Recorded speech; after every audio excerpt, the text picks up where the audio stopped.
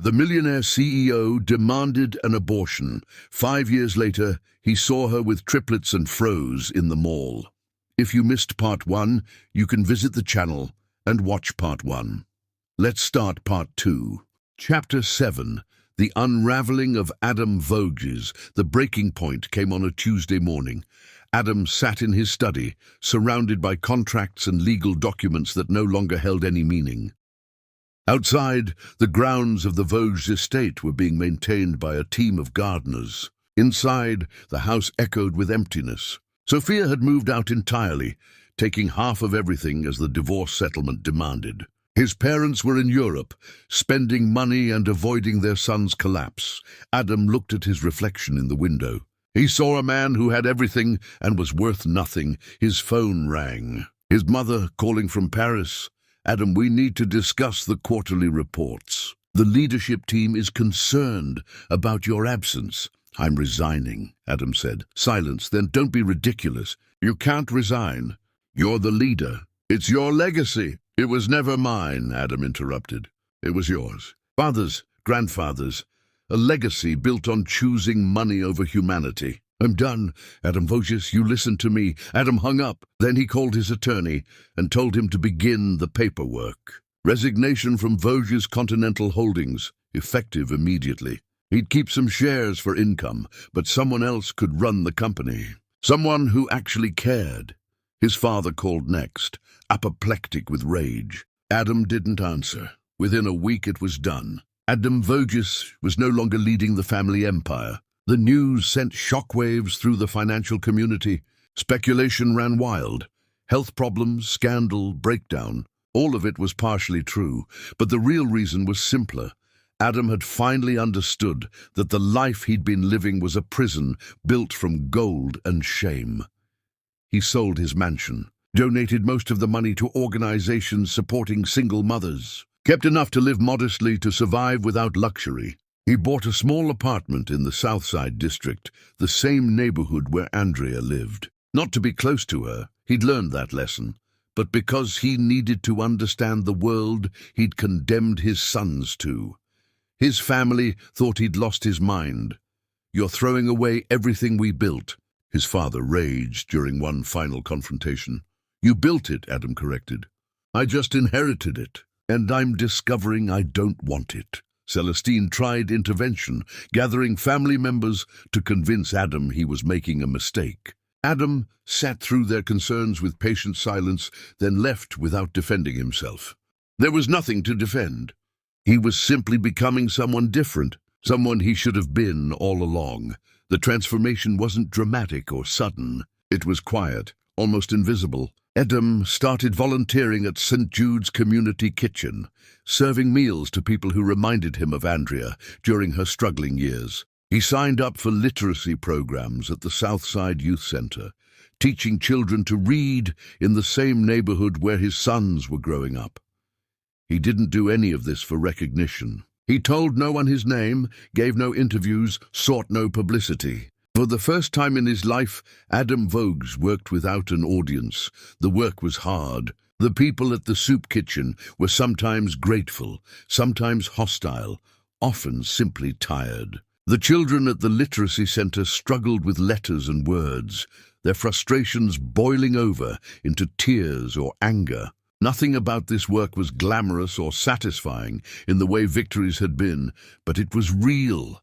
Adam learned the names of the regulars at St. Jude's. Elias, who'd lost his construction job after an injury.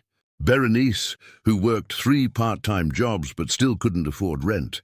Kwame, whose military service had left him with wounds no one could see and nowhere to go. These people had stories, lives, dignity that had nothing to do with bank accounts. At the literacy center, he worked with a girl named Zainab, who'd been passed through 3 grades despite being unable to read. She was angry at first, convinced she was stupid, that the letters would never make sense. Adam spent weeks earning her trust, finding the right books, celebrating every tiny victory. The day Zainab read her first complete sentence, the dog ran fast. She'd looked up at him with shocked joy, and Adam had felt something break open in his chest. Pride, yes, but also grief for all the moments like this he'd missed with his own sons. Months passed. Adam's old life faded like a dream. He lost weight, his expensive suits replaced by jeans and worn shirts. His hands developed calluses from moving boxes at the food bank. His calendar filled with volunteer shifts instead of meetings. His family stopped calling. His former associates dropped him from their circles. His name, once synonymous with power, became a cautionary tale. The heir who threw it all away. Adam didn't care. For the first time in his life, he was free. He thought about Andrea and his sons constantly, wondered if they were happy, if they were safe, if Jonah's asthma had improved. But he didn't approach them, didn't send gifts or pay bills, or try to insert himself into their lives. He was learning a lesson that should have been obvious. Real change isn't about grand gestures. It's about showing up day after day, doing the work when no one's watching, becoming better, not for applause, but because it's the only way to live with yourself. 18 months after he'd walked away from everything, Adam ran into Samuel Forge at the hardware store. Samuel recognized him immediately. "Adam Voges." "Just Adam now," Adam replied. They'd stood in the plumbing aisle, two men who'd loved the same woman in different ways. And Samuel had studied him with knowing eyes. "Heard you quit the company. Heard you've been working at St. Jude's." "News travels," Adam said. "She doesn't know," Samuel said. "Andrea, she doesn't know you've changed." "I know. Are you going to tell her?" Adam had thought about this question for months.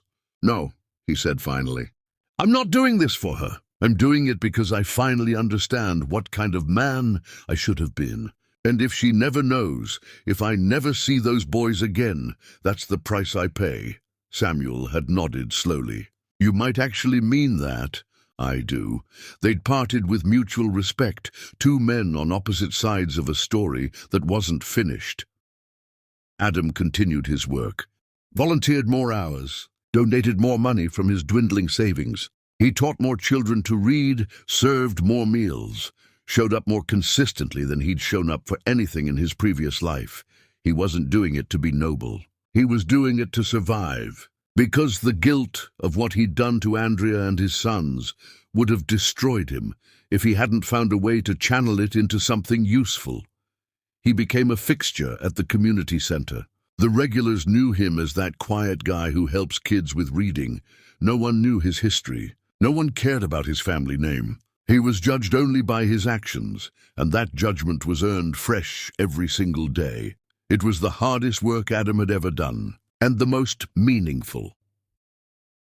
One evening, exhausted after a long shift at St. Jude's, Adam sat on a bench in the park near his apartment. It was the same park where he'd once ambushed Andrea during her lunch break, where she'd told him real fathers don't appear after 5 years. She'd been right. He'd been trying to insert himself into a life that had learned to function without him. He'd been seeking absolution, not offering atonement. But now, sitting in the gathering dusk, Adam understood something crucial. He didn't need Andrea's forgiveness to become a better man. He didn't need his son's acceptance to live with integrity. He needed only to choose differently every day, one decision at a time.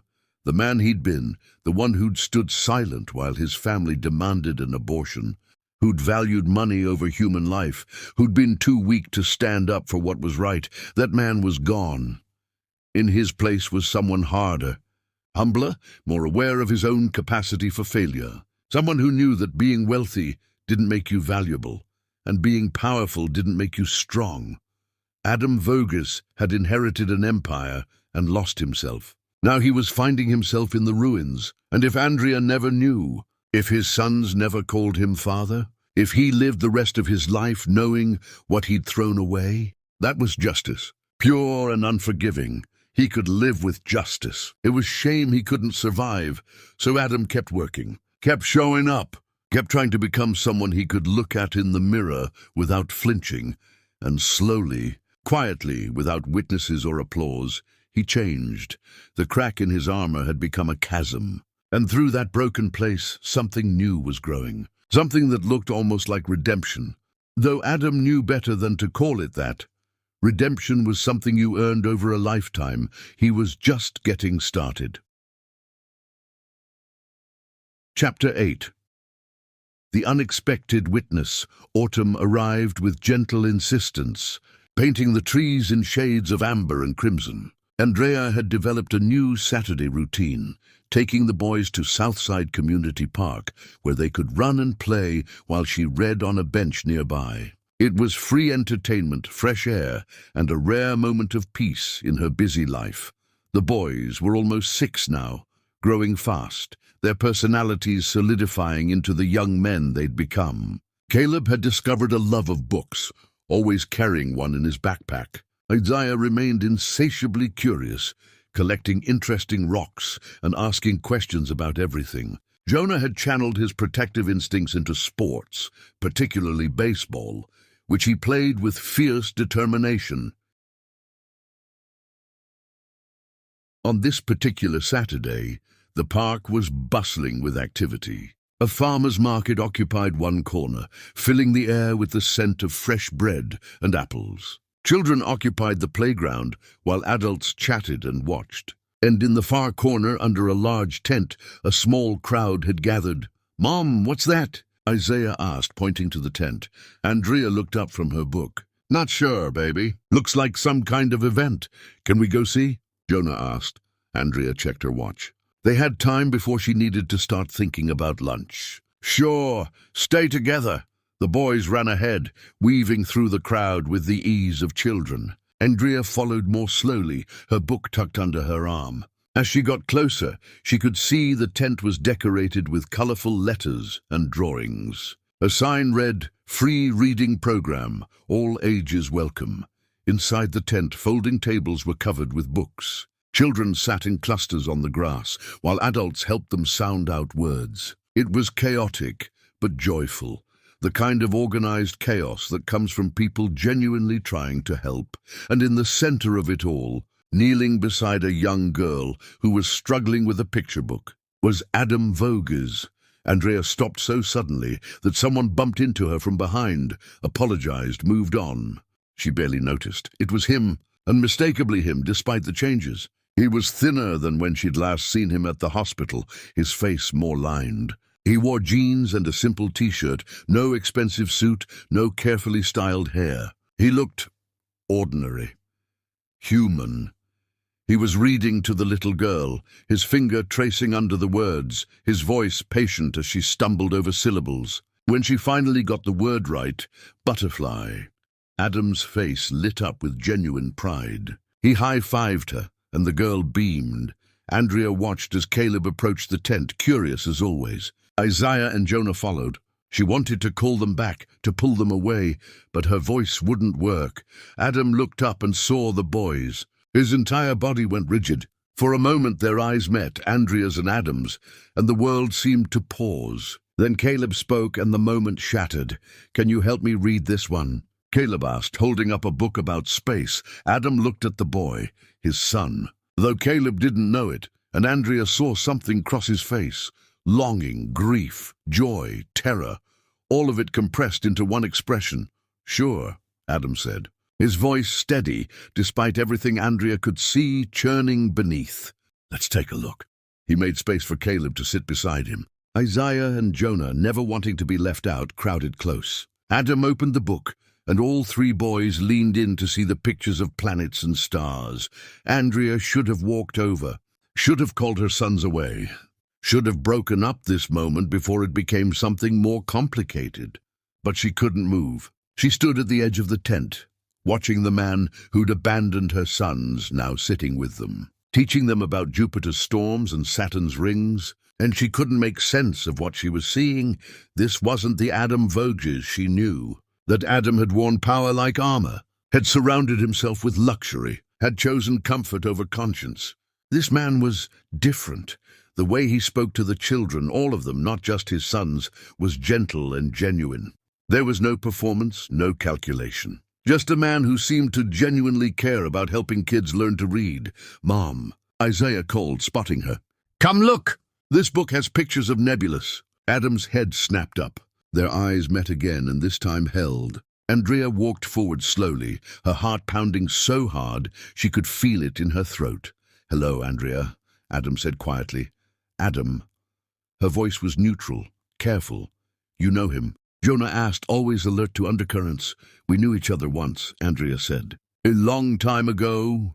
The boys, satisfied with this explanation, returned their attention to the spacebook. But Jonah kept glancing between his mother and this man, his protective instincts sensing something unspoken.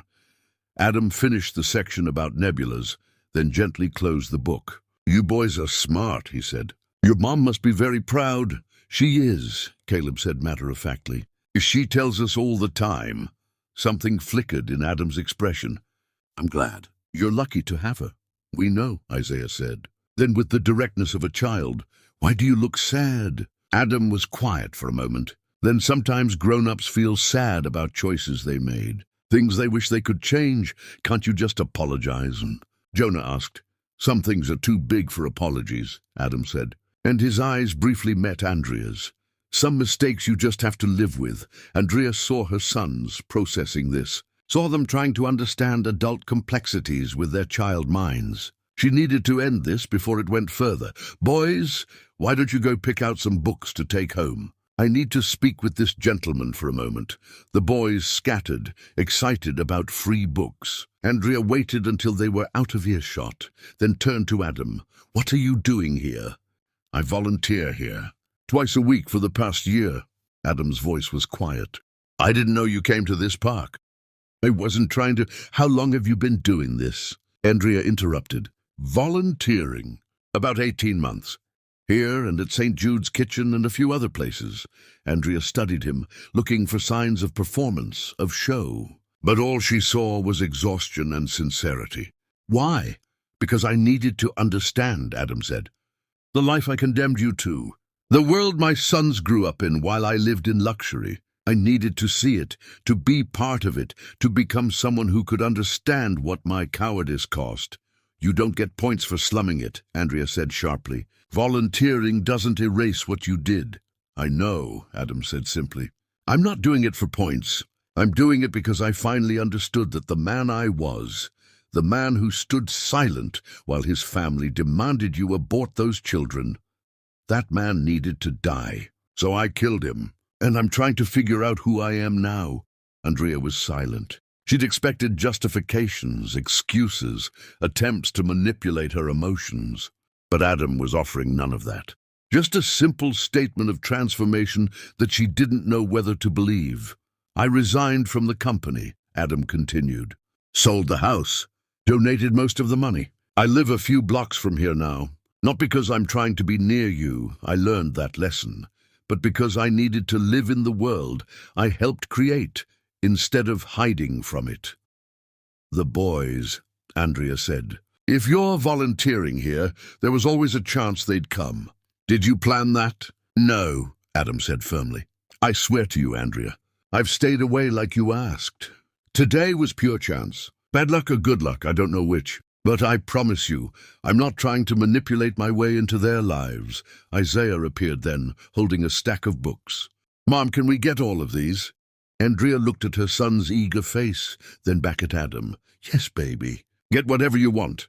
Caleb and Jonah joined Isaiah, their arms full of books. Adam helped them find a bag, his hands shaking slightly as he did. This close proximity to his children, this ordinary interaction, seemed to be breaking him apart. "Thank you," Caleb said politely, the way Andrea had taught him to always thank people who helped. "You're welcome," Adam whispered. As Andrea gathered her sons to leave, Jonah turned back. "Why does that man look at us like he knows us?" he asked his mother, not bothering to lower his voice. Andrea knelt down, eye level with her youngest son. She could feel Adam watching, waiting for her answer. She looked at Jonah's earnest face, then at Caleb and Isaiah, who had stopped to listen. She could lie. She could deflect. She could protect them from complicated truths. But Andrea had never lied to her sons, because he once forgot who he was. She said simply. The boys considered this with the seriousness children bring to puzzling statements. Then Caleb, always the one to accept mysteries, nodded. "That's sad." "Yes," Andrea agreed. "It is." She stood, took their hands, and walked away from the tent. She didn't look back, but she felt Adam's gaze following them until they disappeared around the corner. That night, after the boys were asleep, Andrea sat in her small kitchen with a cup of tea she wasn't drinking. Her mind kept returning to the image of Adam in that tent, surrounded by children, patiently teaching them to read. No cameras, no audience, just quiet, consistent work. People didn't change. She'd believed that for 5 years. People were who they were, and Adam Vogus was a coward who chose money over humanity. That was the story she'd told herself, the story that had kept her strong through the hardest years.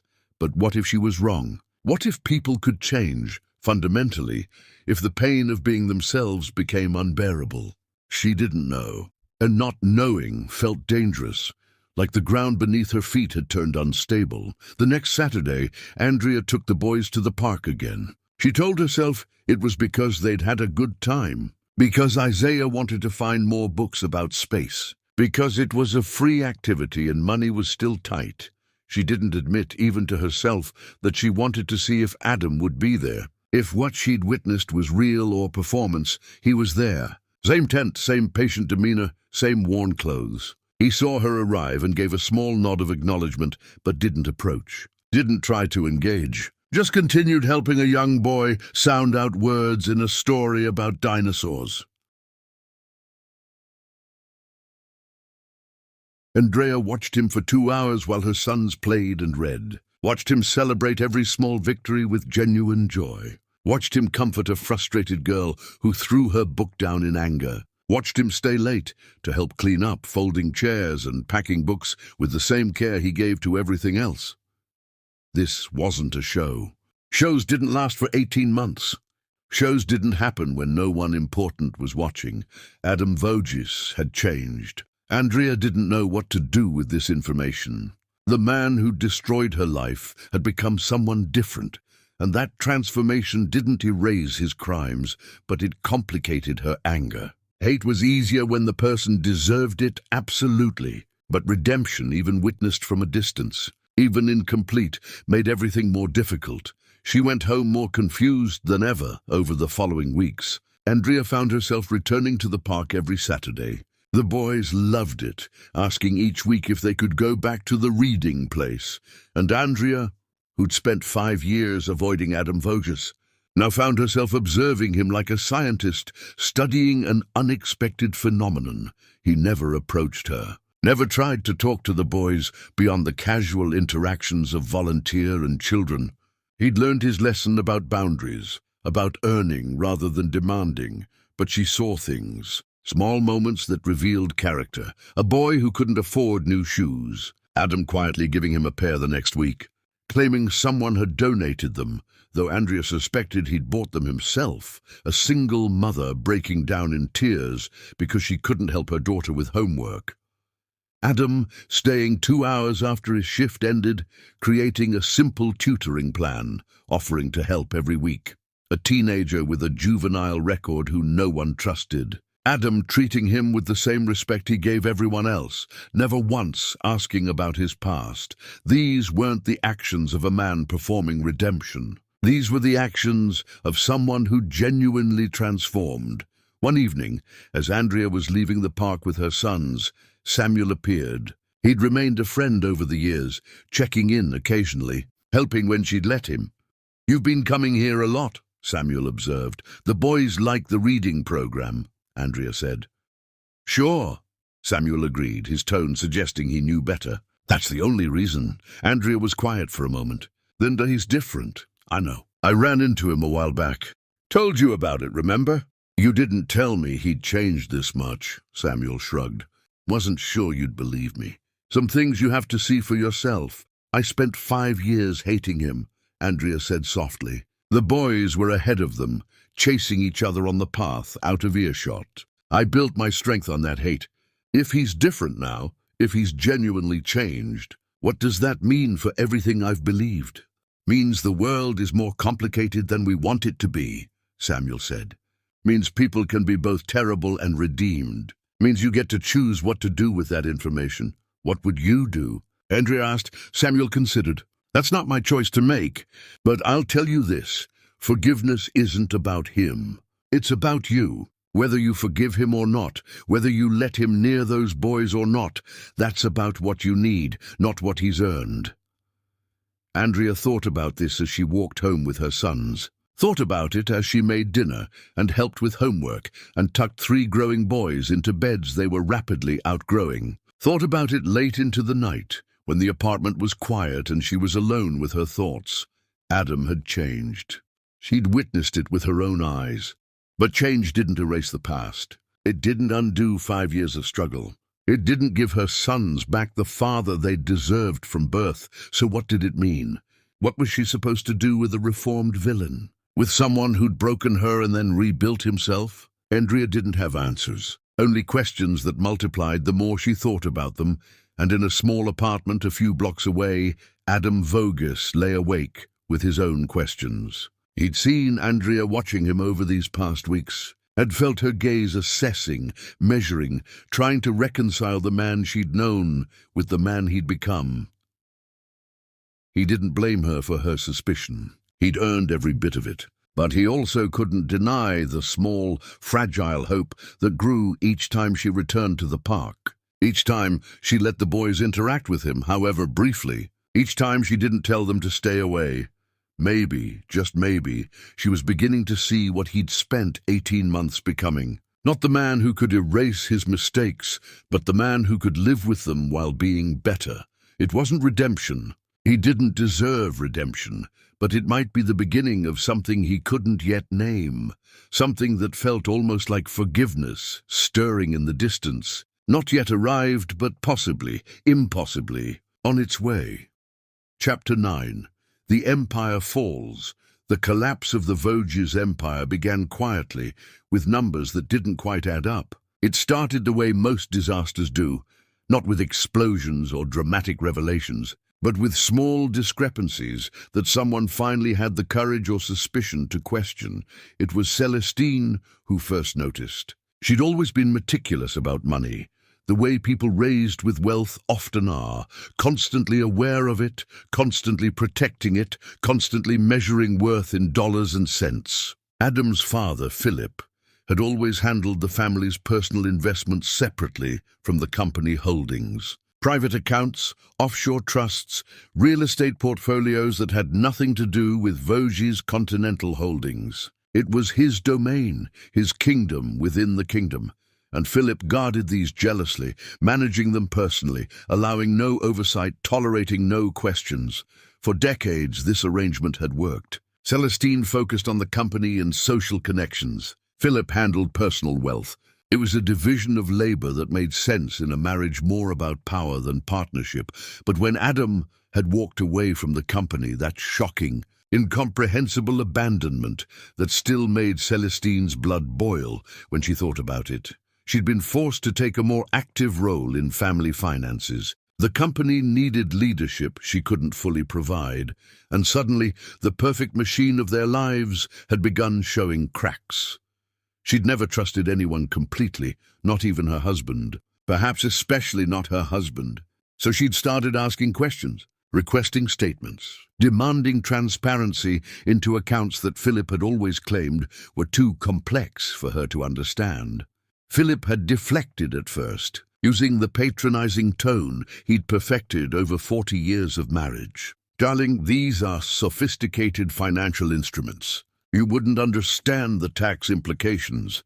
Then he'd stonewalled, refusing to provide documentation, claiming his accountants were preparing reports that never materialized. Then, when Celestine persisted with the stubbornness that had made her so formidable in other arenas, Philip had flown into a rage that seemed disproportionate to simple annoyance at being questioned. That rage told Celestine everything she needed to know. Innocent men don't explode when asked for proof of innocence. Honest men don't refuse to show their wives financial statements. Clean consciences don't require fury as a defense mechanism. She hired forensic accountants, the best in the city, the kind who specialized in finding money people thought they'd hidden well enough. What they found made her physically ill, a sickness that started in her stomach and spread outward until even her bones felt contaminated.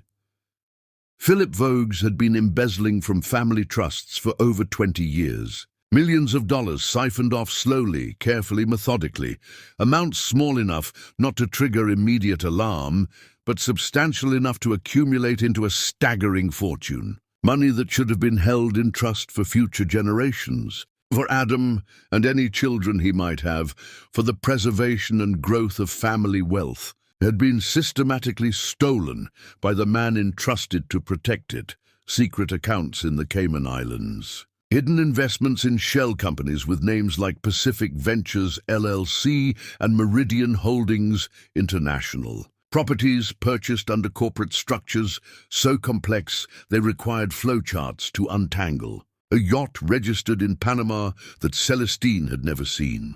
A vacation home in Monaco she'd never visited. An entire secondary life built on money that wasn't his to spend. The revelation sent shockwaves through the family. Emergency meetings were called in conference rooms that smelled like leather and betrayal. Lawyers descended like vultures, their expensive suits and briefcases full of documents that detailed the scope of Philip's theft. Family members who'd thought themselves secure discovered their trust funds had been raided, their inheritances diminished, their futures stolen by someone who smiled at Christmas dinner and gave toasts about family loyalty. Philip was confronted in the study where Adam had once signed those papers severing ties with Andrea and the babies. 3 generations of Voges' men had made decisions in that room, surrounded by books they'd never read and portraits of ancestors who'd probably been just as corrupt. His response evolved through predictable stages. First came denial, flat, absolute refusal to acknowledge any wrongdoing. The accountants were mistaken. The numbers were being misinterpreted. This was a witch hunt, a betrayal. How dare they question him after everything he'd done for this family? Then came misdirection, blaming the accountants for faulty analysis, suggesting that Celestine's grief over Adam's departure had made her paranoid, claiming that these were legitimate business expenses that she simply didn't understand because she'd never grasped the complexities of wealth management.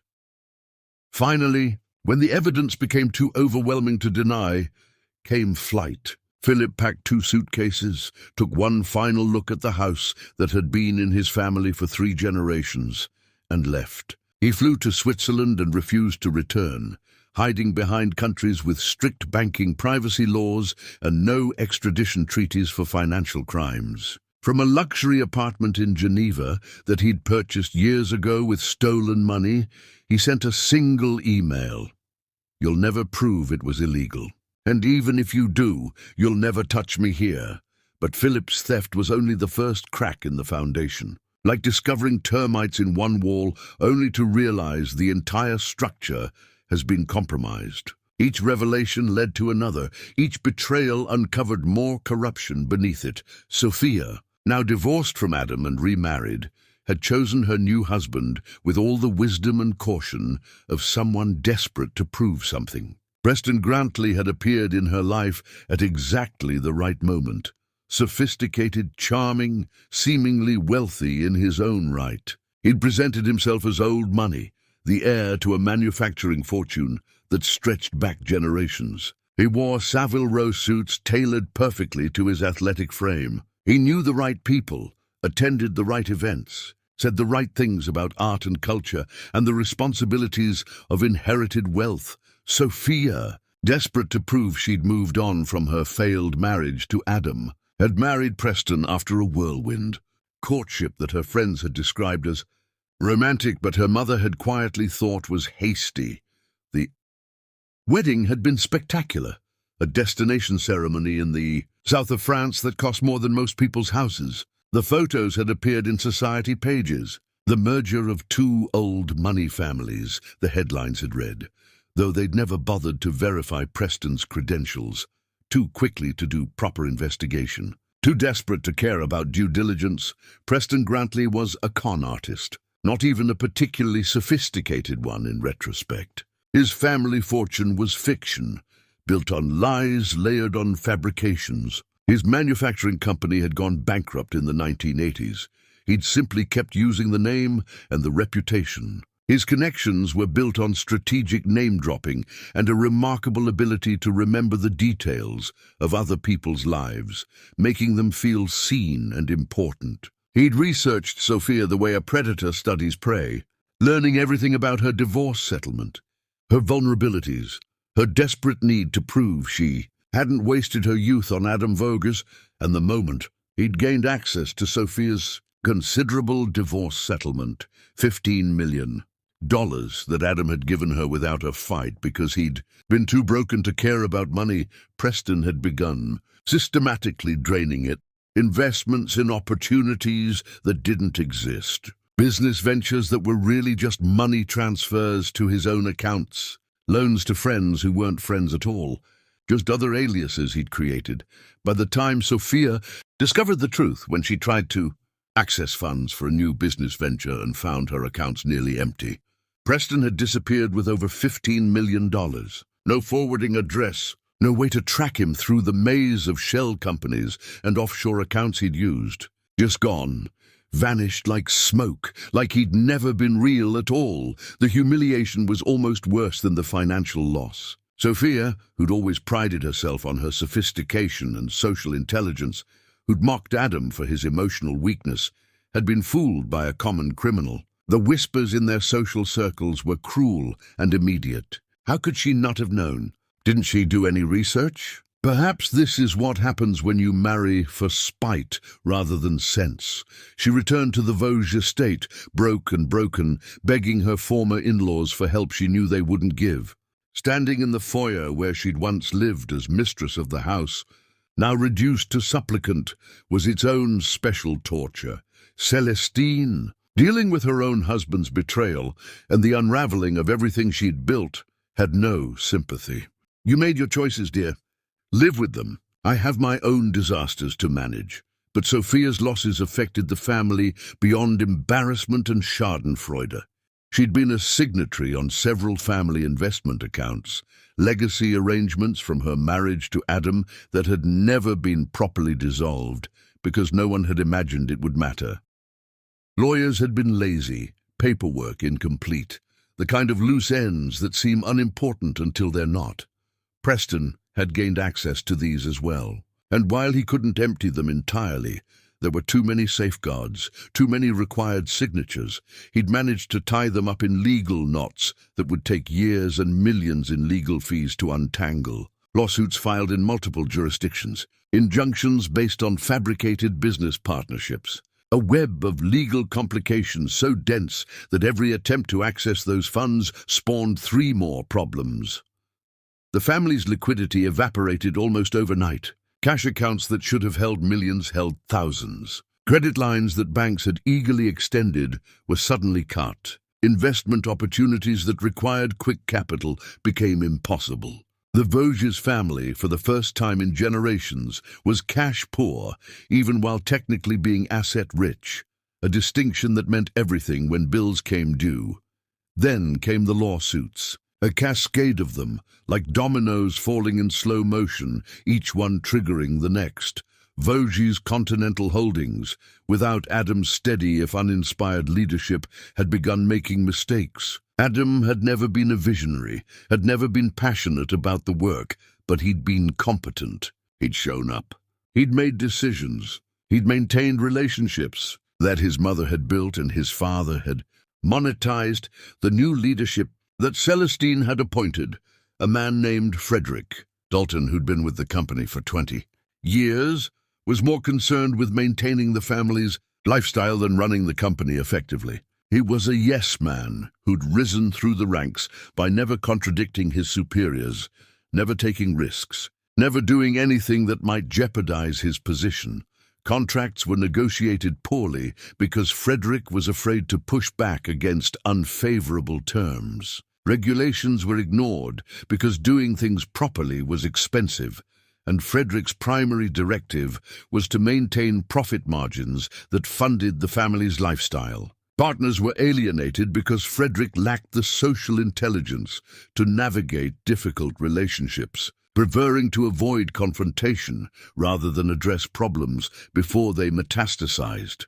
Former partners sued for breach of contract, claiming the company had failed to deliver promised services. Employees filed wrongful termination suits, alleging they'd been fired for reporting safety violations and financial irregularities. Regulatory agencies opened investigations into everything from environmental compliance to financial reporting to workplace safety. Each lawsuit spawned others, a cascade of legal troubles that consumed resources and attention. Lawyers' fees piled up. Insurance companies refused to cover certain claims. The company's reputation, built over generations, crumbled in months.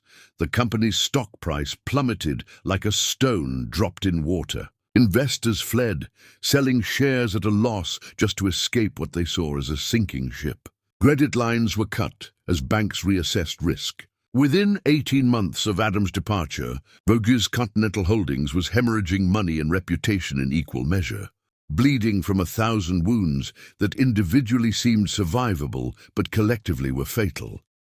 Celestine tried to stem the bleeding with the same iron will that had made her feared in boardrooms for decades. She fired Frederick Dalton and tried to take control herself, sweeping into the office with the confidence of someone who'd always gotten her way through sheer force of personality, but she quickly discovered that she lacked Adam's understanding of the company's actual operations. She'd always been the power behind the throne, the strategist, the enforcer who used social pressure and family reputation to open doors and close deals. But she'd never actually run anything herself. She didn't understand supply chains or vendor relationships or the 1,000 small decisions that kept a company functioning. She could command but couldn't execute, could demand but couldn't deliver.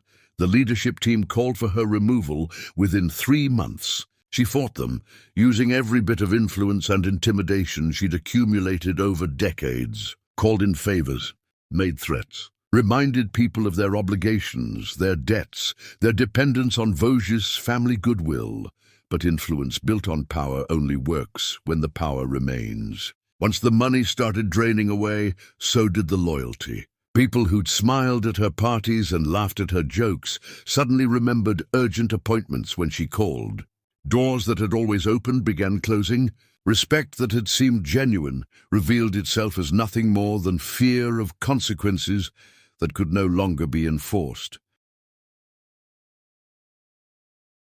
Celestine Vogue, the iron matriarch who'd ruled her family like a despot and her social circle like a queen, found herself ousted from her own company by a unanimous vote of a leadership team she'd once controlled absolutely. The humiliation was complete. The woman who'd valued power above all else discovered what power looked like when it was stripped away. It looked like nothing, like smoke dissipating, like a dream upon waking. The estate was the final casualty. The sprawling mansion with its perfect gardens and priceless art. The house where generations of Vogues had lived and died, where power had been wielded and destinies shaped, had been mortgaged years ago.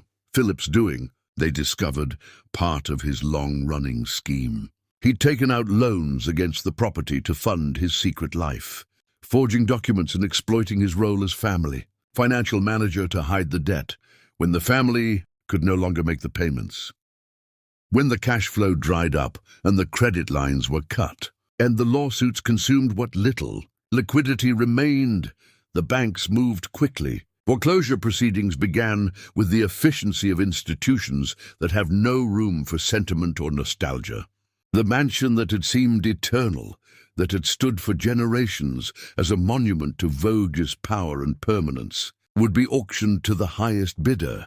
Celestine sat in her study, soon to be someone else's study, and tried to understand how everything had fallen apart so quickly. She was surrounded by the artifacts of her life, photographs of social triumphs, awards for charitable giving that had been more about status than generosity, letters from presidents and prime ministers thanking her for support that had always come with strings attached. 20 years of careful empire building, 3 generations of wealth accumulation, all of it crumbling like a sandcastle at high tide, dissolving as if it had never been solid at all.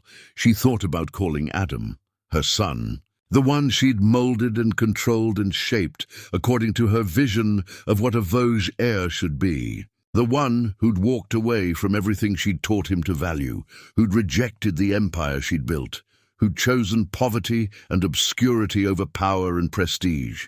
Maybe he could fix this. Maybe he still had connections, resources, some way to salvage what remained. Maybe he'd matured enough to realize that his dramatic exit had been a mistake, that the real world was harder than he'd imagined, that he'd come running back when called. But pride is a poison that kills slowly, and Celestine had been drinking it her whole life. It had sustained her through difficulties, given her strength when others faltered. But now it was choking her, making it impossible to ask for help from the son who'd rejected everything she stood for. Instead, she called Sophia. "We need to talk." They met in the estate's sitting room. Two women who'd destroyed lives in pursuit of status, now facing the consequences of their choices. The room that had once hosted parties for hundreds now felt cavernous and empty, with just the two of them. Dust motes floated in afternoon sunlight. The furniture was already being catalogued for auction. "We have one option left," Celestine said, her voice lacking its usual command, sounding for the first time like an old woman facing defeat. "What option?" Sophia asked, though she already suspected and dreaded the answer. "The children." "What children?" Sophia asked, though she knew. She'd always known. Adam's sons. "The bastards we made him abandon. Their Vosges blood. They could make a claim on what's left of the estate, help us restructure the debts, save the family name." Sophia's eyes widened, genuine shock breaking through her usual composure. "You can't be serious." "We made her abort them, or tried to. She'll never help us. She will if she understands what's at stake," Celestine insisted, and there was desperation in her voice now. The desperation of someone drowning and grasping at anything that floats. "Those boys deserve their inheritance. It's their birthright, whether we acknowledge them or not. And Andrea, she's not stupid. She'll see that this benefits her sons. She loves them. What mother wouldn't want wealth and opportunity for her children? Celestine, we treated her like garbage. We called her children mistakes. We threatened her. We tried to destroy her life. Why would she ever help us?" "Because," Celestine said, her voice hard with determination born of desperation, "she loves those boys. And a mother will do anything, even forgive the unforgivable, if it means securing her children's future. Love makes people weak. It makes them negotiable. We'll offer the boys everything. Education, wealth, social position. She'll see reason. It was a plan born of desperation and fundamental misunderstanding. Celestine had never understood love that wasn't transactional. She couldn't comprehend that Andrea's love for her sons didn't include selling their dignity for inheritance, that some things couldn't be bought or bargained for, that the woman who'd chosen poverty over abortion might have values that couldn't be compromised by money. But desperation makes people blind to reality. It makes them see what they need to see, rather than what's actually there. So Celestine and Sophia, along with several other family members who'd lost everything in the collapse, made a plan. They would go to Andrea Moreau. They would beg, though the words stuck in Celestine's throat like broken glass. They would offer the boys their rightful place in the family. They would make her see that helping them was helping her sons. They would appeal to maternal love and maternal ambition, and surely, she would see reason. They truly believed it would work. The delegation assembled on a Thursday evening, dressed as if for a business meeting, rather than an act of desperation. Celestine had used her few remaining connections to discover Andrea's address, calling in one last favor from someone who owed her. Though that debt was now paid and the account closed forever, they stood in the hallway outside her apartment, Celestine, Sophia, Adam's uncle Tobias, and his aunt Winifred. They were dressed in their finest remaining clothes, expensive garments that showed wear at the edges, designer labels that couldn't hide the desperation in their eyes. They looked like what they were, formerly powerful people brought low, trying to maintain dignity while begging for salvation. Celestine knocked on the door, and the sound, echoed in the cramped hallway that smelled like other people's cooking and old carpet. This was where Adam's sons lived, this narrow corridor with peeling paint and flickering lights. This was the world the Vosges family had condemned 3 innocent children to. Andrea opened the door, freezing when she saw who stood in her hallway. For a moment no one spoke. Andrea's face cycled through emotions: surprise, recognition, disgust, and finally a kind of dark curiosity. Her first instinct was to slam the door in their faces, to protect her space and her sons from these people who'd once had the power to destroy her and had tried, but curiosity and something darker, a desire to see these people who'd once seemed so powerful now brought low, now standing in her hallway like beggars, made her leave it open. "What do you want?" Andrea asked, her voice neutral, giving nothing away. "We need to talk," Celestine said, and the words clearly cost her. This woman who'd commanded boardrooms and social circles, who'd never asked for anything because demanding had always worked, was now asking. "Please, it's important." Andrea glanced back into her apartment. The boys were doing homework at the small table, pencils scratching on paper, heads bent in concentration. They'd looked up when she opened the door, curious about the strangers in expensive clothes who didn't belong in their building. "You have 5 minutes," Andrea said, her voice firm. "And you're not coming inside." She stepped into the hallway, pulling the door mostly closed behind her. The Vosges family stood before her like supplicants before a throne, and Andrea felt a dark satisfaction she wasn't proud of, but couldn't deny. These people had once made her feel small and worthless. Now they were the ones looking up. Celestine spoke first, her voice lacking its usual command, cracking slightly on certain words. "I'm sure you've heard about our difficulties." "I don't follow your news," Andrea said, though this was a lie. She'd heard rumors of the Vosges family's collapse through workplace gossip and local news. Everyone in the city had heard. The fall of a powerful family is always entertainment for those they'd looked down upon. "We've lost almost everything," Sophia said, her voice breaking, tears already threatening. "Preston, my husband, he stole everything from me, and Philip stole from the family. And the company is failing. We're losing the estate. Everything's gone or going." "I'm sorry to hear that," Andrea said, and she was surprised to find she partly meant it. "Not sorry enough to forget what they'd done, but sorry in the way you feel for any human suffering, even people who'd caused their own destruction. The boys," Celestine said, "getting to the point because time was running out and dignity was a luxury she could no longer afford. Adam's sons, they're entitled to their inheritance. If we can establish their paternity legally, if they're recognized as Vosges heirs, they can help us restructure. Save what's left of the family." Andrea stared at this woman who'd once demanded she abort these children. Stared at her with eyes that had seen too much, survived too much, learned too much to ever be intimidated again. "You want my sons to save your family?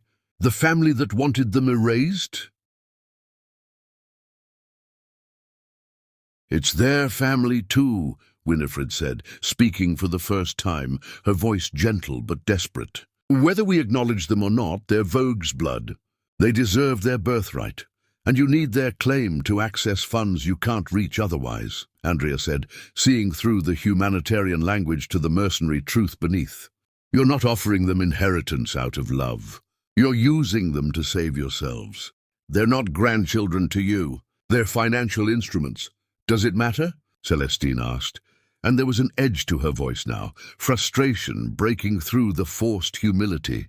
"Either way, they benefit. They'll have wealth, opportunities, education at the finest schools, connections that will serve them their entire lives. Everything we can provide, everything you can provide." Andrea's voice was soft but cutting, each word deliberate and sharp. "You mean the same love and support you provided when they were growing in my womb? The same family warmth you showed when you threatened to destroy my life if I didn't abort them? The same opportunities you gave them by blacklisting me from employment and leaving me homeless and terrified?" "We were wrong," Sophia said, and tears were streaming down her face now, genuine emotion or practice performance impossible to tell. "We were so wrong about everything. Please, we have nothing left." The boys, they're our only hope. Andrea looked at these people, really looked at them, seeing them clearly perhaps for the first time. They were dressed well, but the clothes were worn, carefully maintained, but showing age. Celestine's jewelry was missing, probably sold to pay bills. Sophia's hair, once perfectly maintained by expensive stylists, showed grey roots. They were desperate in a way Andrea recognized from her own darkest days, that hollow-eyed desperation that comes from losing everything. But desperation didn't erase memory. It didn't rewrite history. It didn't make them suddenly deserving of compassion they'd never shown. "Where's Adam?" Andrea asked suddenly, the question surprising even herself. "He's not part of this," Celestine said quickly, too quickly. "He walked away from the family. He doesn't care about any of this. He cares more than any of you ever did," Andrea interrupted, her voice sharp with certainty. "I've seen him, seen what he's become. He's the only one of you who actually changed. The only one who looked in the mirror and didn't like what he saw and did something about it. Then you understand," Celestine pressed, seizing on this opening like a drowning person grabbing at driftwood. "If Adam changed, if he's trying to make amends, help us do the same. Let us make this right. Let us give these boys what they deserve. They already have what they deserve," Andrea said quietly. "They have love. They have dignity. They have a mother who chose them over everything else. What more could they possibly need?" "Security," Sophia said desperately. "Education, opportunities, a future that isn't limited by—" She stopped herself, but the implication hung in the air. "Limited by poverty," Andrea finished for her. "Limited by having a mother who works instead of one who has wealth. Limited by growing up in a small apartment instead of a mansion." She smiled, and it wasn't a kind smile. "My sons aren't limited by anything. They're thriving. They're kind and smart and strong. They know how to work for what they want. They understand that wealth and worth aren't the same thing. You couldn't teach them that if you tried." "Please," Celestine said, and the word sounded like it was being torn from her throat. "We're family." Andrea opened her apartment door wider, and this time her voice was loud enough for her sons to hear. "Boys, come here, please." Caleb, Isaiah, and Jonah appeared in the doorway, lined up beside their mother, looking at the strangers with curious eyes that held no recognition, no connection, no family bond at all. "These people," Andrea said, her hand resting protectively on Caleb's shoulder, "are your father's family. Your blood relatives, your grandparents and aunt." The boy's eyes widened. They'd heard stories, abstract concepts of family that existed somewhere beyond their small world. But these were the faces, the real people behind those stories. "They've come to ask for our help," Andrea continued, her voice steady and clear. "They've lost their money and their houses, and they think you three can help them get it back." "How?" Isaiah asked, ever practical, ever curious. "By claiming you. By saying you're part of their family. By using your names and your rights to access money they can't reach otherwise." Andrea's hand tightened slightly on Caleb's shoulder. "By making you part of something they threw away before you were even born." Jonah, always protective, always perceptive, stepped forward slightly. His small face was serious, his eyes studying these strangers with an intensity beyond his years. "Do they want to be our family?" Like actually. It was a child's question, cutting through all the adult complications, all the legal technicalities, all the financial maneuvering, straight to the heart of the matter. "Do you want us or do you need us? Is this love or is this use?" Celestine opened her mouth to answer, to spin some story about family duty and bloodlines and belated recognition. But Andrea spoke first, and her voice was gentle with her son, but hard with truth. "What do you think, baby? When someone treats you badly, ignores you for years, then comes back only when they need something, is that real family?" "No," Jonah said firmly, without hesitation. "That's using people. That's what the bullies at school do." "You're twisting this," Celestine said desperately, her carefully maintained composure finally cracking. "We're offering them their birthright, their heritage, everything that should have been theirs from the beginning. You wanted me to erase them," Andrea said, and her voice was steel now, harder than it had been, colder than ice, final as a closing door. "You called them complications, mistakes, problems to be eliminated. You told me they would ruin everything. You threatened me, blacklisted me, did everything in your power to make sure they never existed. And now you want them to save you? She pulled her sons closer. All three of them arranged protectively around her. A unit that had been forged in struggle and sealed with love that these people could never understand. Listen to me very carefully, Andrea said, looking at each family member in turn. These boys are almost 6 years old. For almost 6 years you never called, never wrote, never sent a card on their birthdays, never asked if they were alive or dead or suffering. You wanted them destroyed before they were born. And when I refused, you threw me out like garbage and threatened to destroy my life. You made me homeless while pregnant with triplets. You made me work 3 jobs while my body broke down. You made me choose between food and rent, between medicine and utilities. You made me understand what it means to be truly alone in a world that doesn't care if you live or die. Her voice was shaking now, not with weakness, but with the force of 5 years of suppressed rage finally finding release. We know, Sophia whispered, her voice broken. We're sorry. We're so sorry. Sorry? Andrea's laugh was bitter, jagged. You're sorry now.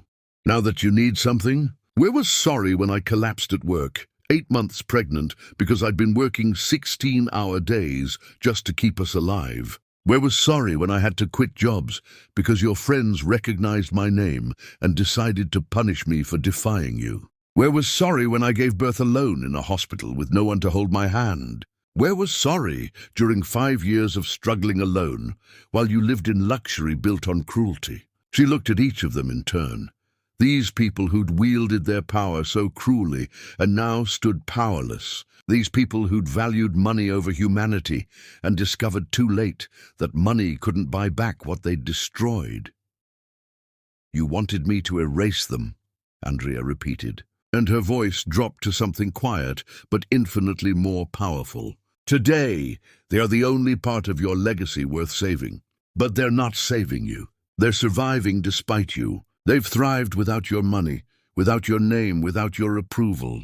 And they will continue to thrive without you. Please, Celestine said, and she was crying now, this woman who never cried, whose power had been built on never showing weakness. We're family. Blood matters. These are our grandsons. You're not our family, Jonah said suddenly, his young voice clear and certain, cutting through his grandmother's tears like truth cuts through lies. Mama's our family. We don't need you. Caleb and Isaiah nodded, moving closer to their mother, creating a wall that excluded these strangers from their circle. Andrea felt something break open in her chest. Pride so fierce it bordered on pain. Joy so intense it felt like grief. These boys, who'd never had anything, who'd grown up poor but loved, who knew what it meant to struggle but had never learned to hate, understood something the Vogue's family would never comprehend. Family wasn't about blood or money or inheritance or legal documents. It was about showing up. It was about sacrifice. It was about choosing people every single day, in ways small and large, in moments of ease and moments of desperation. It was about love proven through action, not claimed through words. I think, Andrea said quietly, with finality that left no room for negotiation, you should leave now. Andrea, please. Celestine reached out as if to grab her arm, to physically prevent her from closing this door. Don't touch me, Andrea said, her voice dropping to something dangerous, something that made Celestine's hand stop mid-reach. Don't touch my sons. Don't contact us again. Don't send letters or gifts or lawyers. Don't think about us. Don't speak our names. You made your choices almost 6 years ago, choices that should have destroyed us but instead made us stronger. Now live with those choices the way I lived with mine. She ushered her sons inside, protecting them with her body, shielding them from people who saw them as tools rather than treasures. She closed the door and locked it, the sound of the deadbolt sliding into place loud in the sudden silence. Inside the apartment, 3 boys looked at their mother with questions in their eyes and trust in their faces. Were those people really our grandparents? Caleb asked, his voice small. By blood, Andrea said, kneeling to be at their level. But blood doesn't make family. Love does. Showing up does. Being there when times are hard does. They're strangers who happen to share your DNA, but they're not your family, not in any way that matters. Are we rich? Isaiah asked with the blunt honesty of a child. Like they said? No, baby. We're not rich in money. Andrea pulled all three boys into a hug, holding them close enough to feel their heartbeats, their warmth, their reality. But we're rich in everything that actually matters. We're rich in love. We're rich in strength. We're rich in knowing who we are and what we stand for. That's a wealth they'll never have. Jonah hugged his mother tightly, fiercely. I'm glad we didn't help them. They seemed mean. Andrea held all three boys, breathing in the scent of their hair, shampoo and playground dirt, and the indefinable smell of childhood, feeling the solid warmth of their small bodies, their realness, their presence. They were hers, completely, absolutely, irrevocably hers, not because of legal documents or biological claims or any piece of paper, but because she'd chosen them every single day of their lives, chosen them when it was hard, when it seemed impossible, when every rational thought said to give up. And they'd chosen her right back, not because they had no other option, but because love recognizes love, because loyalty answers loyalty, because children know, even when they can't articulate it, who showed up for them when showing up cost everything. Later that night, after the boys were asleep in their shared bedroom, 3 twin beds crammed into a space meant for one, but they'd never known anything different, so it seemed perfect to them. Andrea sat in her kitchen with a cup of tea she wasn't drinking and allowed herself to feel the full weight of what had happened. She'd expected to feel triumphant, vindicated, satisfied by the Vosges family's downfall, by seeing them brought as low as they'd once brought her. She'd imagined this moment during the darkest days, when she'd been so tired and poor and desperate, that revenge fantasies were the only thing that gave her strength to keep going. But sitting in the quiet of her apartment, listening to her sons breathe in the next room, Andrea felt something different. She felt sad. Sad for people who'd built their entire lives on foundations of sand and were now watching it all wash away. Sad for a family so broken they'd tried to use children as financial instruments. Sad for the emptiness that wealth without love creates, the void that no amount of money can fill. But underneath the sadness was certainty, strong and unshakable as bedrock. She'd made the right choice. Her boys deserved better than being bargaining chips in someone else's desperation. They deserved better than wealth that came with strings attached, that required them to pretend the past hadn't happened. That asked them to value money over the mother who'd sacrificed everything for them. They deserved everything she'd given them, struggle and love and dignity and pride. They deserved to know they were enough, just as they were, without needing validation from people who'd never valued them. And that was worth more than any inheritance could ever be. Outside in the hallway, Celestine Vosges sat in her car for a long time before driving away, her hands shaking on the steering wheel, tears streaming down her face for the first time in decades. The family was ruined. The estate would be sold to strangers who'd probably tear it down and build something modern and soulless. The name would be worth nothing, maybe worse than nothing, a cautionary tale about pride and its price, and 3 boys who could have saved them. 3 boys whose veins carried Vosges blood, whose existence could have unlocked frozen accounts and restructured debts, would grow up never knowing their rightful place in a world that measured worth in dollars and connections. But Andrea was right about one thing. They were the only part of the legacy worth saving. She'd seen it in their faces, heard it in their voices. They were good boys, polite and loving and strong in ways that had nothing to do with money. They'd become that way not because of Vosges blood, but despite it. Despite the rejection, despite the poverty, despite everything this family had done to prevent their existence.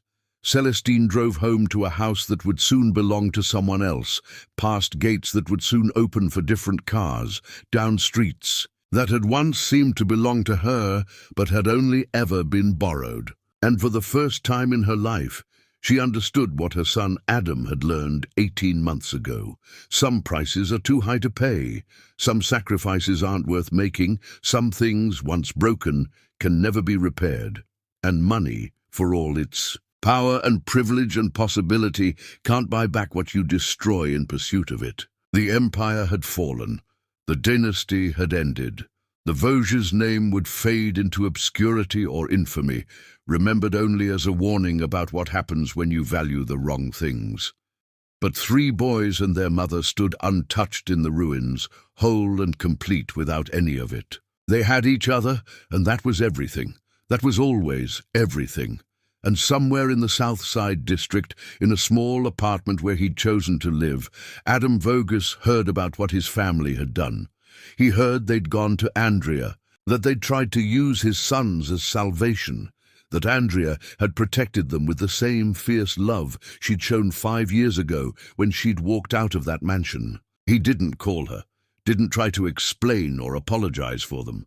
He simply went to his volunteer shift at the community center, taught children to read, served meals at the soup kitchen, and continued the quiet work of becoming someone worthy of the life he'd thrown away. The story wasn't over.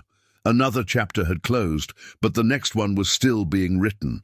And for the first time in 5 years, Adam allowed himself to hope that maybe, just maybe, the ending might be different than the beginning.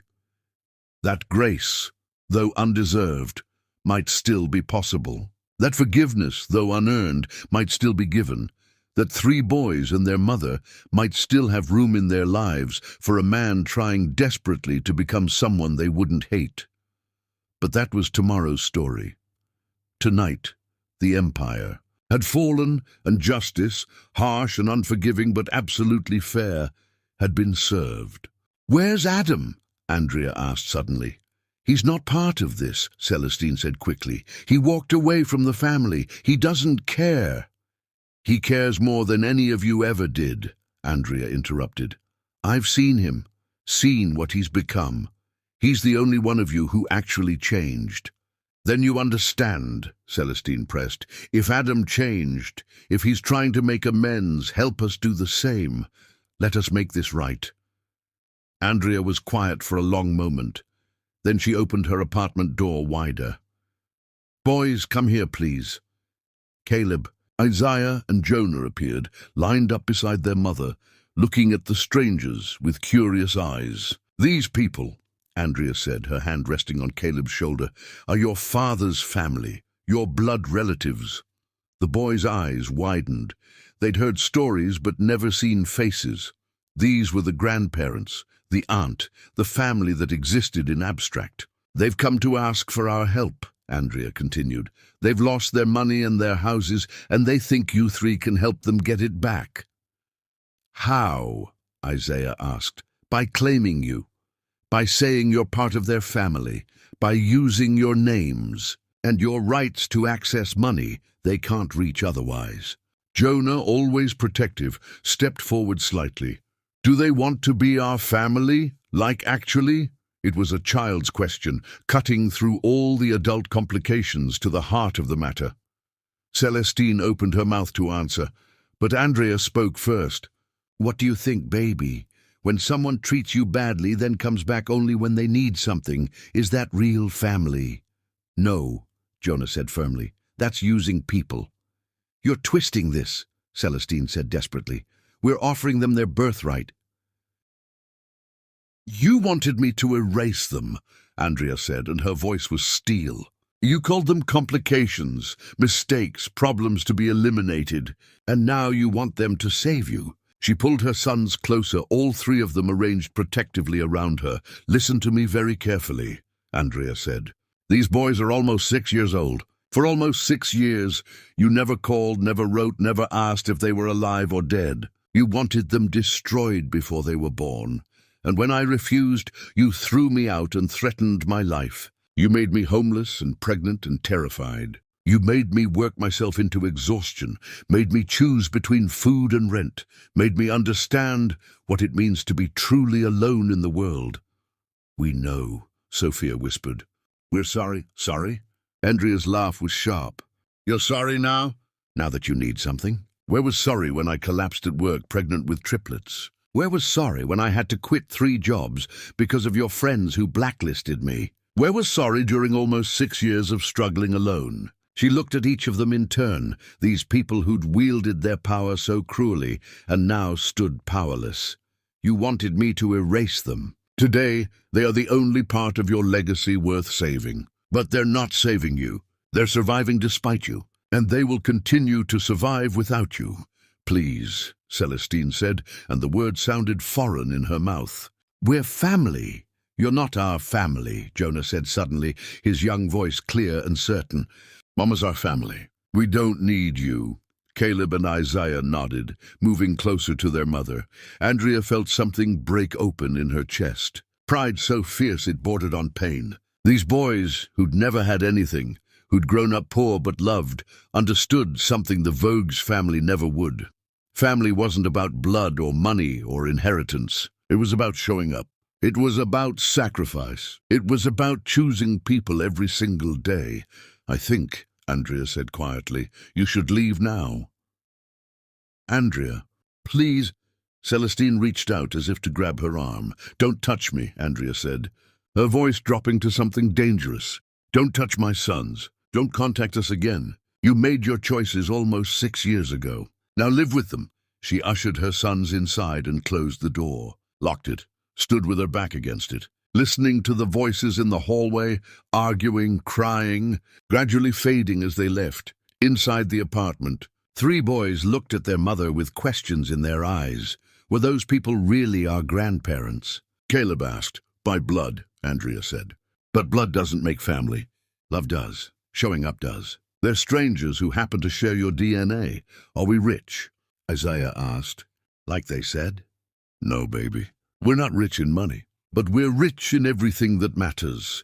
Jonah hugged his mother tightly. I'm glad we didn't help them. They seemed mean. Andrea held all 3 boys, breathing in the scent of their hair, feeling the solid warmth of their small bodies. They were hers. Completely, absolutely hers. Not because of legal documents or biological claims, but because she'd chosen them every single day of their lives, and they'd chosen her right back. Later that night, after the boys were asleep, Andrea sat in her kitchen and allowed herself to feel the full weight of what had happened. She'd expected to feel triumphant, vindicated, satisfied by the Vogues family's downfall. Instead, she felt sad. Sad for people who'd built their entire lives on foundations of sand and were now watching it all wash away. Sad for a family so broken they'd tried to use children as financial instruments. Sad for the emptiness that wealth without love creates, but underneath the sadness was certainty. She'd made the right choice. Her boys deserved better than being bargaining. Chips in someone else's desperation. They deserved everything she'd given them. Struggle. And love and dignity and pride. And that was worth more than any inheritance could ever be. In the hallway outside, Celestine Vosges sat in her car for a long time before driving away.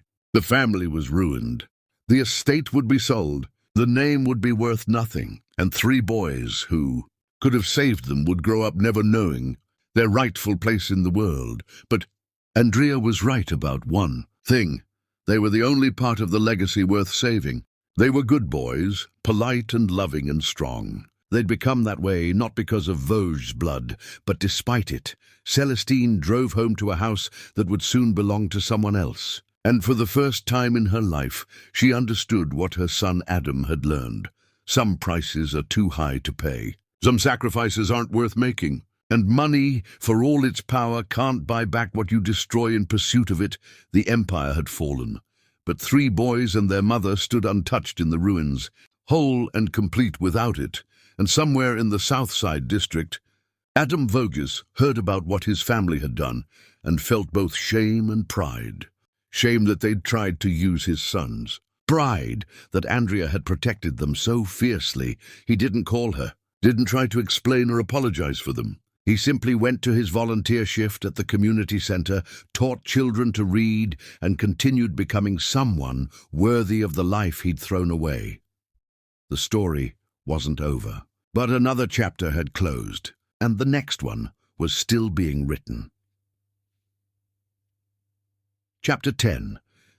The Inheritance of Forgiveness. 3 days after the Voges family appeared at her door, Andrea received a phone call. Unknown number. She almost didn't answer, but something made her pick up. Andrea? It's Adam. She was silent, processing. He'd never called before. She didn't even know how he'd gotten her number. I heard what happened, Adam continued. What my mother and Sophia did. I'm calling to apologize. I had nothing to do with it. I didn't even know they were planning. I know, Andrea said, cutting him off. I know you weren't part of it. How? Because you've spent 18 months proving you're different. Andrea moved to her window, looking out at the city. They came to me thinking love is transactional. You've been working at that community center thinking no one's watching. That's the difference. Adam was quiet for a moment. I want to help them, my family, but I don't know how. They won't listen to me. They're not your responsibility to save, Andrea said. You spent your whole life doing what they wanted. Maybe it's time to let them face the consequences of their own choices. Is that what you're doing? Making them face consequences? Andrea considered this. No, I'm protecting my sons. There's a difference. Another pause. Then Adam said, they really are extraordinary. Your boys, our boys. I see them at the park and they're so good. You raised them to be good people. Yes, I did. Andrea's voice was firm. And I'll continue to do that. With or without your family's acceptance. With or without yours, I know, Adam said. I'm not asking for anything. I just wanted you to know I'm proud of them, even though I have no right to be. After she hung up, Andrea stood at her window for a long time, thinking about family and blood and choice. Thinking about Adam and the man he'd become. Thinking about her sons and what they deserved to know. That evening after dinner, Andrea gathered the boys. We need to talk, she said, sitting them down on the couch. About your father. 3 pairs of eyes widened. They'd asked about their father over the years, in the way children do, and Andrea had always been honest, within age-appropriate bounds. But they sensed this conversation was different. The man at the community center, the one who teaches reading, that's your father. His name is Adam Voges. Caleb processed this first. The sad man who looks at us weird? Yes, baby, that man. He's your biological father. Why doesn't he talk to us? Isaiah asked. Like, really talk to us? Andrea chose her words carefully. Because when I was pregnant with you 3, his family wanted him to make me not have you. They thought 3 babies would be too complicated, too expensive, too much trouble. And your father, he didn't fight for you. He chose what was easy instead of what was right. Jonah's face darkened. So he didn't want us? He was scared and weak. And wrong. Andrea pulled them closer. But here's what you need to understand. People can change. What he did was terrible. But he spent the last 2 years trying to become better. Not to get forgiveness, but because he finally understood how wrong he was. Those people who came to our door, Caleb said slowly. They were his family? Yes, his mother, his ex-wife, others. They wanted to use you to save their money. But your father, he's not like them anymore. He walked away from all of it. Should we forgive him? Isaiah asked. Andrea was quiet for a long moment. That's not for me to decide. That's something each of you will have to figure out for yourselves. But I want you to understand something important.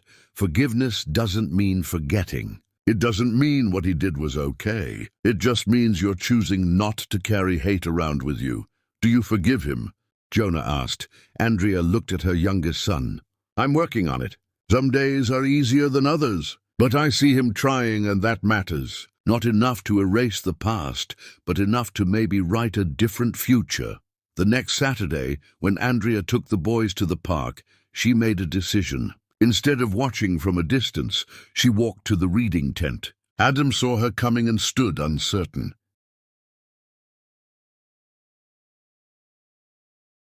Can we talk? Andrea asked. Of course, always. They walked a short distance from the tent, where they could speak privately, but still keep the boys in sight. I told them, Andrea said. They know you're their father. Adam's face went pale. You told them what I did? I told them the truth, that you were weak when they needed you to be strong, and that you've been working to become better. How did they take it? They're confused. They're processing. They're almost 6 years old. They don't understand adult complications. Andrea paused. But they're good boys, and maybe someday they'll want to know you. Not as Adam Voges, heir to an empire. As Adam, the guy who teaches kids to read. I don't deserve— No, Andrea interrupted. You don't deserve it. But maybe they deserve the chance to decide for themselves. Over the following weeks, something shifted. The boys, knowing Adam was their father, watched him more closely. They saw how he helped others, how patient he was, how he never seemed to expect recognition for his work. Slowly, cautiously, they began asking questions. First Caleb, always the brave one with emotional things. Why did you choose money over us? Adam, kneeling beside him at the reading tent, was honest. Because I was raised to believe money was the most important thing. And I was a coward. I was wrong, and it's the biggest mistake of my life. Do you wish we weren't born? No, Adam said, and his voice broke. I wish I'd been brave enough to be your father from the beginning. But I'm grateful every day that your mother was strong enough for both of us. Isaiah was next, his questions more practical. Are we really rich? Like that lady said? Your father's family has money, yes. But I'm not part of that anymore. I chose to leave. Because of us? Because of me, Adam corrected. Because I finally understood that being rich doesn't make you valuable. Being a good person does. And I wanted to become someone you three might not hate. Jonah took the longest, his protective instincts making him suspicious. But one day, watching Adam help a kid who was struggling, he saw something that shifted his perspective. A boy had knocked over another child's stack of books, scattering them everywhere. The first boy had laughed. Adam had quietly asked him to help pick them up. When the boy refused, Adam hadn't gotten angry. He just picked up the books himself, talking to the crying child, making it right. Why didn't you yell at that mean kid? Jonah asked afterward. Because being mean back doesn't teach anyone anything, Adam said. Sometimes the best way to show people how to behave is to do it yourself. Jonah thought about this. Mama does that too. She never yells. She just does the right thing and hopes we learn. Your mama is the strongest person I've ever known, Adam said simply. That evening, Jonah told Andrea, I think Dad's trying. Like really trying. It was the first time any of them had called Adam Dad, and it broke something open in Andrea's chest. One afternoon, Andrea called a meeting at her apartment. She invited Adam, the boys, and Samuel, who'd remained a friend and wanted to support whatever decision Andrea made. I've been thinking, Andrea said once everyone was settled, about what forgiveness means, about what family means. The boys sat on the couch, watching their mother with serious faces. Adam stood awkwardly by the window like he might need to escape at any moment. Adam, Andrea said, you destroyed me. When I was most vulnerable, when I needed support, you chose silence. You condemned me and your sons to poverty and struggle because you were too weak to stand up to your family. Adam nodded, his face a mask of pain. I know, but, Andrea continued, you've also spent 2 years trying to become different. Not for applause or forgiveness, but because you couldn't live with who you were. She turned to her sons. And you three, you've taught me something I didn't expect. You've shown me that holding on to hate hurts us more than it hurts the person we hate. You've shown me that people can change, and when they do, we have a choice about how to respond. Andrea stood, moving to the center of the room where everyone could see her. So here's what I've decided. Adam, you're not suddenly their father just because I say so. You don't get to jump into their lives and pretend the last 6 years didn't happen. I understand, Adam said.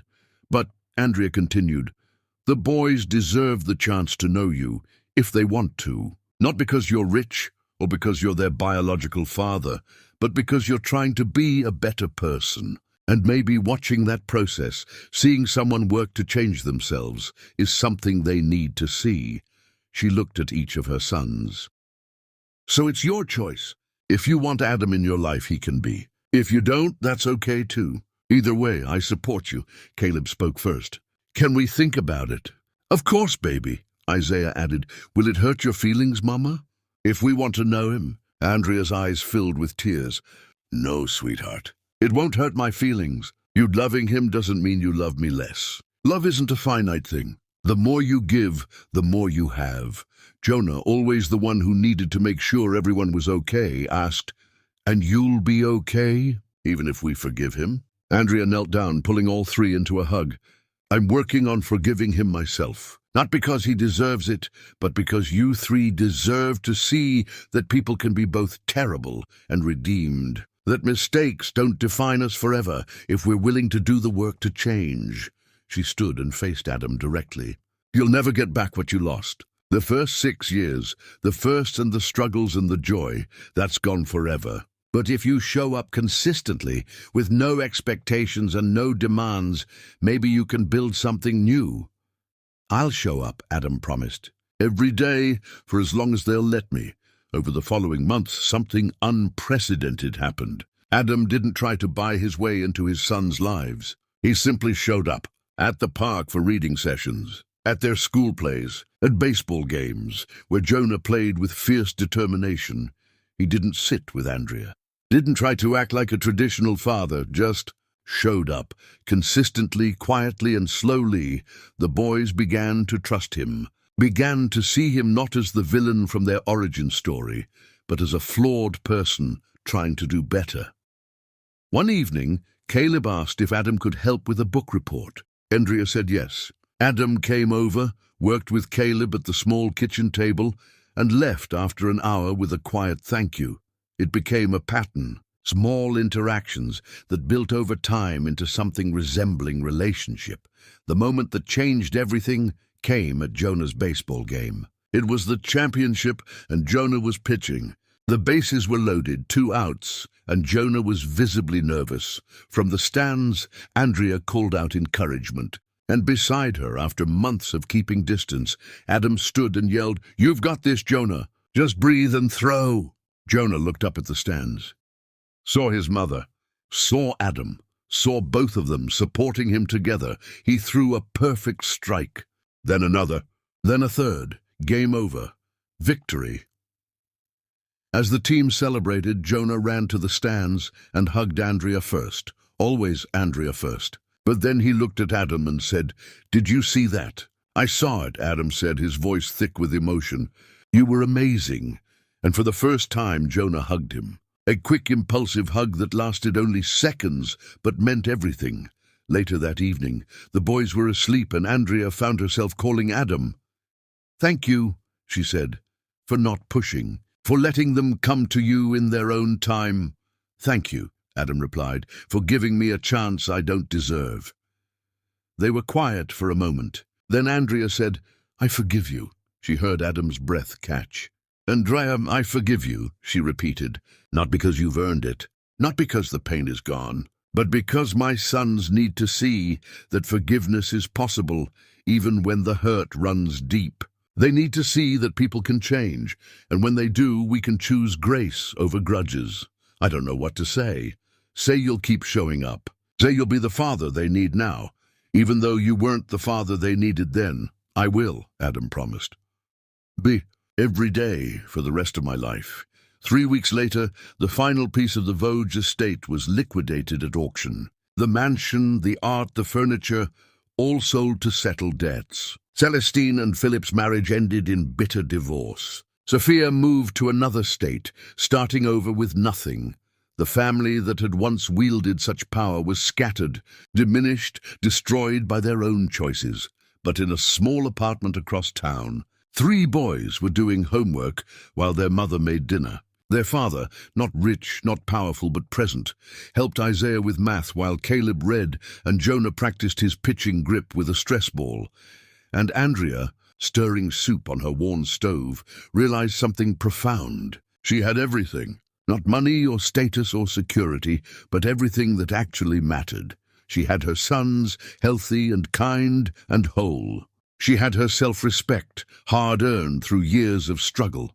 She had the knowledge that she'd survived what should have destroyed her, and she had forgiveness, that most difficult gift, freely given, not because the recipient deserved it, but because holding on to hate would have poisoned everything beautiful she'd built.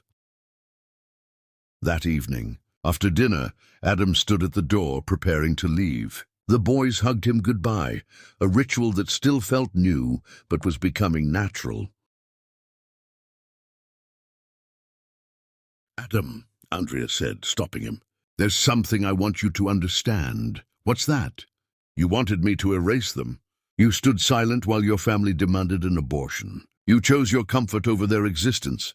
She paused, making sure he heard every word. "Today, they are the only part of your family's legacy worth saving. Not the money or the estate or the Vogue's name. Just these 3 boys who exist because I chose differently than you." Adam's eyes filled with tears. "I know. Good," Andrea said. "Remember that. On the days when parenting is hard, when they're frustrating or difficult or pushing boundaries, remember that they're alive because I fought for them when you wouldn't. And never, ever take that for granted." "I won't," Adam promised. "Every day I'm with them is a gift I don't deserve." Andrea nodded. "You're right. You don't deserve it, but they deserve a father who's trying. So keep trying." As Adam left, walking down the stairs of the building where Andrea and his sons lived in modest comfort, he thought about the price of pride. The empire he'd been born into was gone, destroyed by the same values that had made it powerful. The family that had sacrificed humanity for wealth had lost both. But 3 boys who'd been unwanted, who'd been called mistakes and complications, who'd been condemned before birth, they were thriving. Not because of wealth or privilege, but because their mother had loved them fiercely and taught them that people were worth more than profit.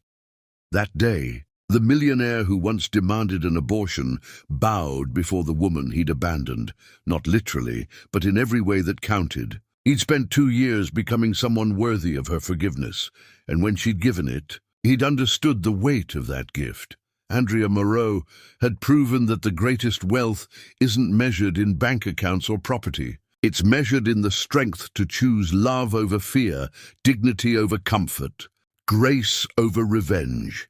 She'd forgiven them all, not because they deserved it, but because her heart was too powerful to hold hate when there was room for hope.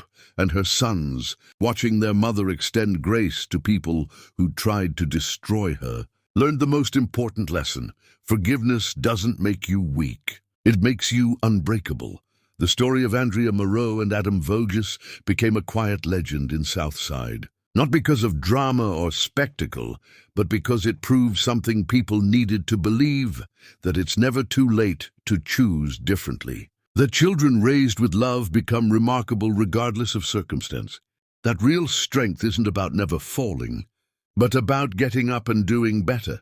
Years later, the boys would grow into remarkable young men, carrying the lessons their mother taught through every struggle.